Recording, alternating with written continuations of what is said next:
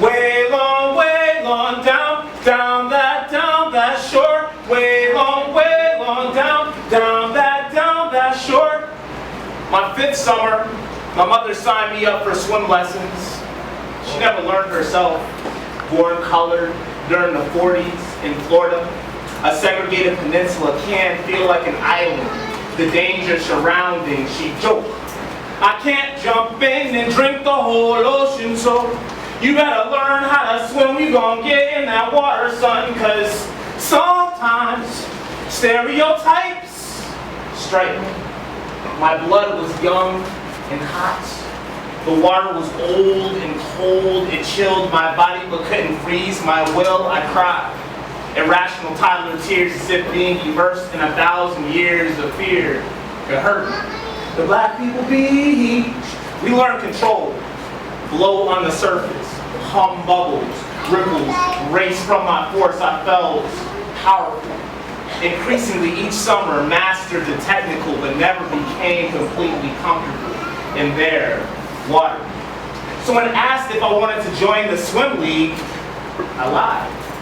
Because sometimes stereotypes seep into our sinew, confusing our marrow, diluting our truth.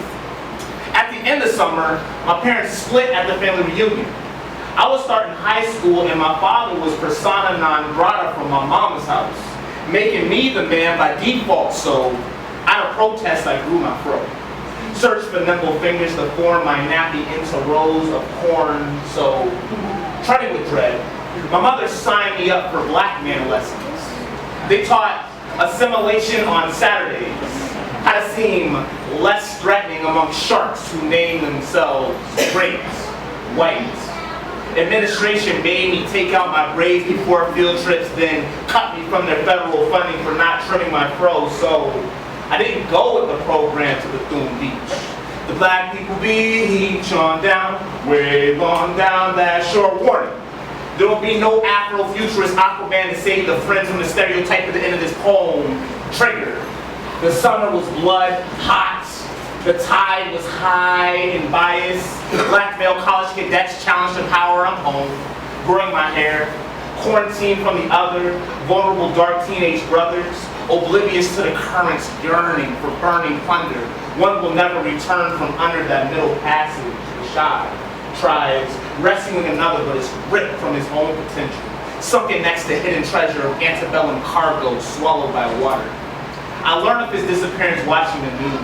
They tell me the Coast Guard quit searching as I'm realizing he's missing. Quickly ending the segment with a twisted statistic. African Americans are 3 times more dead from drowning. Cause sometimes stereotypes in life.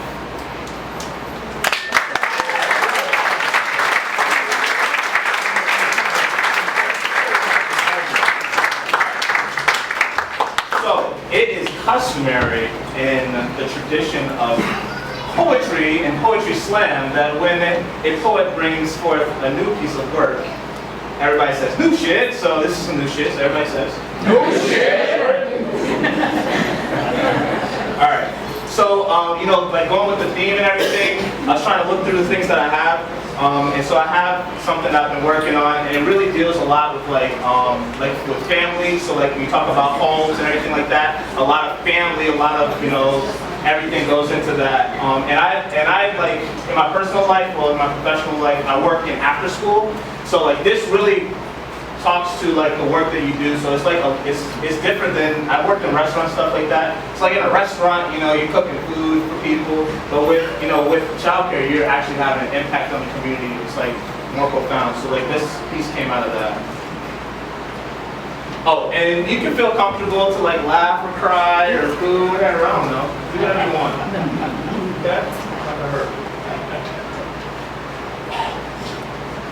When a young black student says, you look like my dad, at no point refute it in your mind or reject it with your posture. Don't strain your spine trying to distance yourself from that moment. Never abandon the memory.